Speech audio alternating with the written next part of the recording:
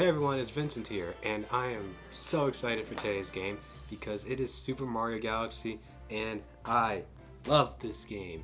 It is so good. I remember playing it on my little TV when I was in, God, I want to say like middle school? It was probably one of the first games I ever 100%ed. I guess there was like Pikmin, but like that's easy, you know? But anyways, back on track. I am so excited for this game right now. My hair is just wild today. Oh, I should go ahead and mention that this is all footage from the 3D collection remaster, whatever you want to call it. And yeah, so let's get right into it. Super Mario Galaxy, man, what a game. It was born from a little game prototype that is well known to Nintendo fans these days as being Mario 128. Basically, it was a tech demo for the GameCube just showing off what the system was capable of. This included having many different AI-controlled units and, most importantly to Galaxy, spherical-based platforming. While this game never came to fruition, the different elements from it was used in future games including Pikmin and, obviously, Galaxy. One of the game's biggest gimmicks, the spin, was added very early on in development as a means to make the platforming a little bit easier. They were concerned about platforming in spherical 3D environments, and the spin helped resolve that issue. Plus, they felt like it made attacking enemies much easier rather than jumping, which honestly I'm inclined to agree with. They even made it the primary way of attacking certain enemies too. Finally, in this very brief development overview, they changed the health from 8 hit points like in 64 and Sunshine and reduced it to just 3 so that the game was easy but not too easy and unengaging. So let's talk about the game itself now, and let's begin with the story. Now, I know you might be thinking, oh gee, let me guess, Peach, something, Bowser, blah blah blah, kidnapping, and I mean, like, yeah, it is, but there's more to it than that this time. Hold on. The game starts off at the Star Festival, which is held once every 100 years to watch a comet in the Mushroom Kingdom. Bowser crashes it, of course, and with a Magic Koopa shoots Mario away onto a different planet. Mario then meets these little star things called Lumas, and then the new character, and now mainstay of the Mario cast, Rosalina. She sends us off to her comet observatory and something called the Grand Stars are what powers it. We have to go around to different planets, defeating bosses, and snag the stars. And see, I told you there was a bit more to it. Now for the gameplay, and we have a lot to talk about, but I don't really know where to start, so I guess I'll just go ahead and begin with the controls. The controls are your standard Mario fare, but they have been limited a little bit, I feel, from past games, and that might seem like a bad thing at first, but it really isn't. I think it's because this game is actually a bit more slower paced than 64 or Sunshine were, but you still got your somersaults, the long jumps, the wall jumps, the crouching, you got all that good stuff. But in addition, like I mentioned earlier, the big new thing, the big gimmick about this game is the spin. All you gotta do to, well, do it is a little flick of the Wiimote. You can do this either standing or while jumping. When you do this standing, it can act as an attack against enemies by either killing them instantly or flip them over, and then you can go and either jump on them or run into them for the kill. If you spin while jumping, however, you'll get a little bit of extra height, distance, and airtime in general, and this can really save your butt in many instances, and I know it really saved mine quite a few times. The level design is for sure much more linear than 64's or Sunshine, but was honestly a bit more open than I remembered it being. Each level has 3 base stars with extra stars being scattered around. These extra stars can be made via a few different things such as Prankster Comets, Luigi stars, the Hungry Luma, and more. Let's go ahead and talk about those things that I just listed. A Prankster Comet is something that comes in a few different varieties, such as a race against Cosmic Mario where you just have to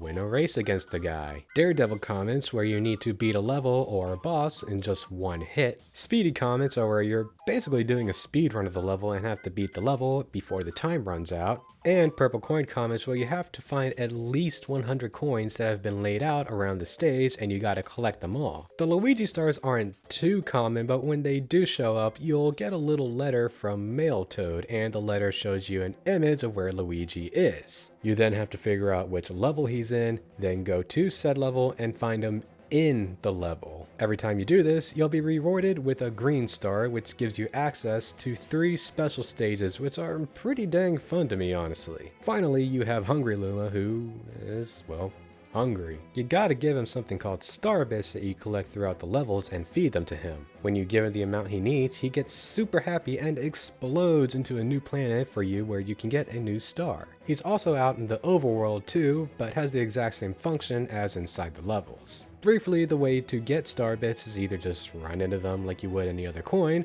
or you can actually use the pointer to collect them. It's really easy. You would think that moving the remote while controlling everything else would be kind of awkward, but it's actually like really intuitive. With this being a Wii game, and an early Wii game at that, it was basically in the game's contract to have motion controls, and motion controls can be pretty scary because they tend to not always work the best, but they work pretty well here, and there aren't a ton either. Yes, to do the spin, you gotta do the little flick thing and the Wiimote pointing, but we're talking about levels that revolve around the motion controls. They tend to get a lot of buzz about how bad they are, but really, they work pretty well. I'm sure it's partially helped with me playing with the great motion controls on the Switch, but I remember them working perfectly fine with the Wii's motion controls too. I really like the golf ball stages in particular. I always look forward to them whenever I pick up this game, and speaking of certain levels, the levels themselves are so freaking good, with seemingly never-ending variety. One moment you can be in like a spooky level racing boo, and then the next moment you can be in a tropical beach type area. The objectives in each level are near limitless as well. One moment you need to bring a gold shell to a penguin, and then the next you'll be following a caterpillar around giant fruits. It never gets too formulaic with what it wants you to do, and things nearly never repeat. Of course, a lot of levels are built around the sphere mechanics. You can run all around planets and never fall off of anything. It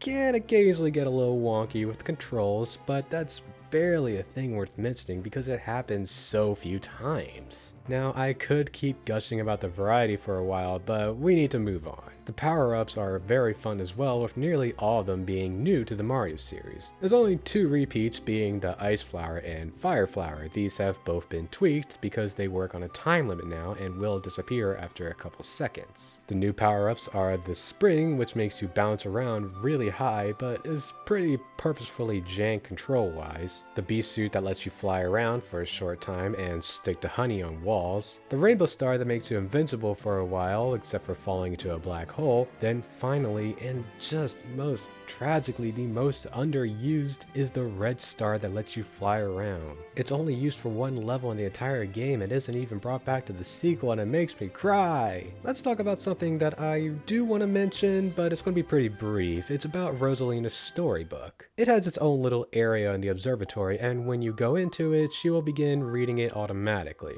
It has multiple chapters to it, and the way you get more chapters is by progressing throughout the game. But you don't get the last chapter until after you beat the game at least once, and I forgot about this and didn't read any of the book until right before the final boss because I wanted to get it all in one go, you know? Now, I can't recreate my action of being teased with the end of the story without spoilers, but I was so defeated because I became so engaged with the story that when it ended without any proper, ending because I didn't have it yet, it was just like, you know? It's actually pretty sad, but like, it's just so good. Finally, I have to talk about the music because this is 100% some of the greatest game music to have ever been created. This is some of that king kind of stuff that only legends have talked about. Nearly every song in its own way is a banger, and Nintendo knows that too. The big standout one is Gusty Gardens that you can hear playing right now.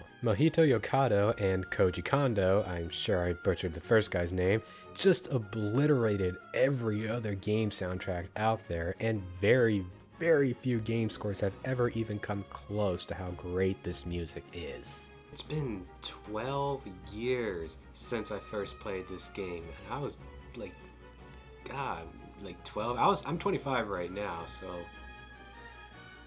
Jesus, I'm really old. But despite all that time, I still feel like this sense of magic when I play this game, and there aren't many things in media in general that make me feel that way. I'm glad that with this re-release that this means that more and more people will have played Galaxy the first time. If not just for a limited time. Like, God, Nintendo, what are you doing? First the Mario Collection, now Fire Emblem? Come on. Anyways, if it's not already obvious enough, this game is very, very much worth a play. It's about as perfect as a game can get. It's just near flawless, you know? Anyways, that's it for me. Thanks for watching Just Gaming. If you like this video, go ahead and like, comment, subscribe, and hit that bell for future uploads. Thank you so much for watching, and I'll see you later. Bye.